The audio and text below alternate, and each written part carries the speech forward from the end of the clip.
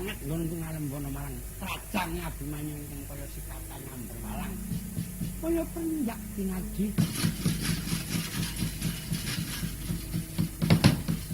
Sewu gaman kang padha. Inarian locok Abimanyu pandene seklimah ora krungu sambat sithik ora katon biji ing kulit. Oh, apa tak anggap aku ora ngerti marang pengapesamu? Nggon mrapet astapak kauning pandhe karo napa wingi langkap Kyai Busara. Pepalining dewa yen kendenging langkap Busara pedhot mesti bakal rubuh iki kang medhot.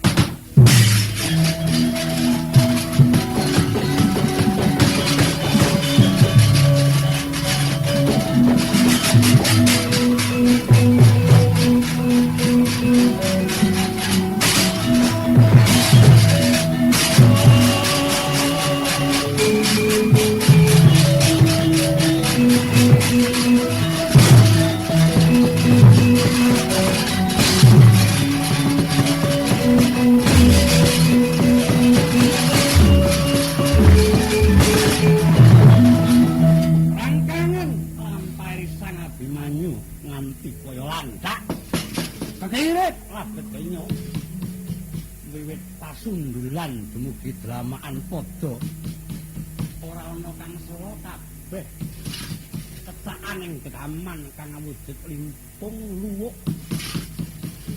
panah lansa pepadane parandene saklimah tan krungu sesambate kapara saya nang sekangsae sang Abimanyu.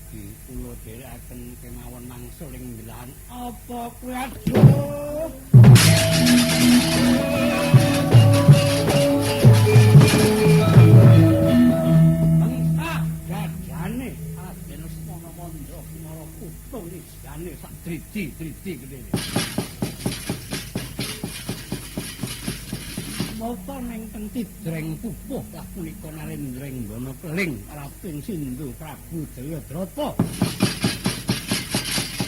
mulat patine Raden Lesmana Mandra Kumara ya nyaketi sang Abimanyu kudu wis ketingal limpe angayunake bebindine nanging mestakane sang Abimanyu rembuk rempu dadi awu.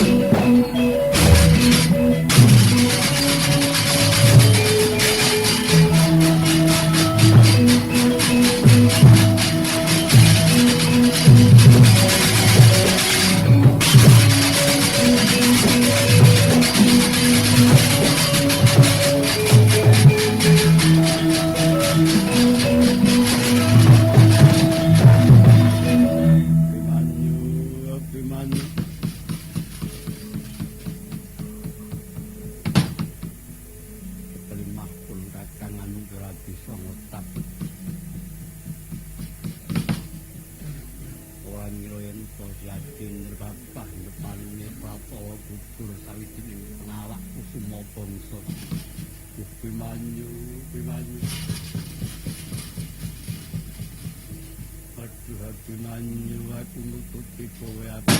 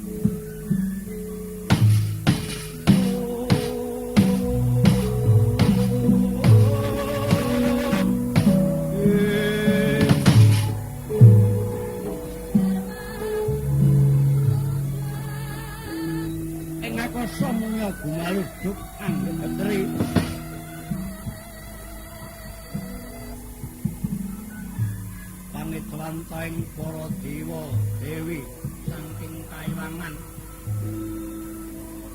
samya tumurun anawurake sekar-sekar kang wangi kang sarta kang arum kandhane amemuji sasanti jaya dhateng sang senopati nangkung ingkang sampun gugur wonten adyaning palagan rumeksa ing bumi kalairane liwat dadi utusaning adil.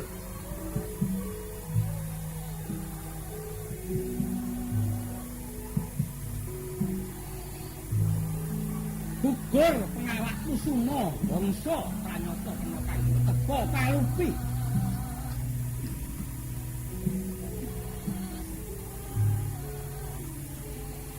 Mangkono tekating satriya linuwih anteking tekad katimbang digegabak kang sarta digekasak dening kakati minangkara murka kapalah Sukalila ngorbanake uripe kinarya kamulyaning para kadang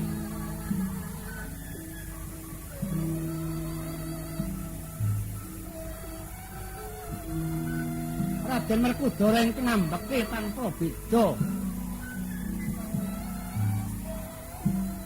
kaya tagak waja tumanteping bumi kang salawase mboten ate muwun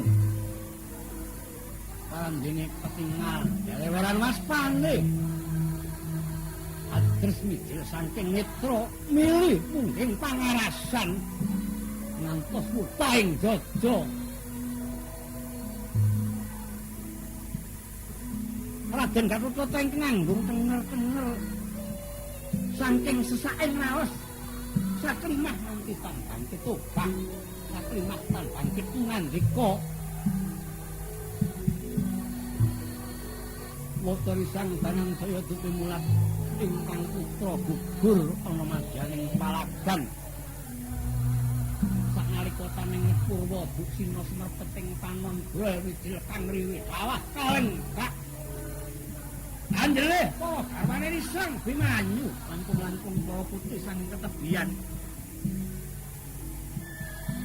Nganti kaya gantang tangise lamun kapirenging Karna.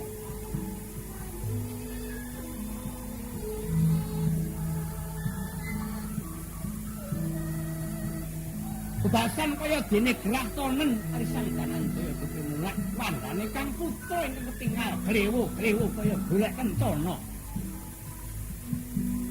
Tambuh-tambuh sotaning penggalih ning cipta kang mangsa lega. Yen dereng saged malas tekak manungsa kang nidra sang Abimanyu. Moko Dewi Ora Subadra, Dewi Ora Srikandhi. Garwa kalih ingkang wis mas paningali lamun ingkang Loka Budra Madyan ing Palagan. Ambyak marah maripe wis saketan kandhane waneh kapidara.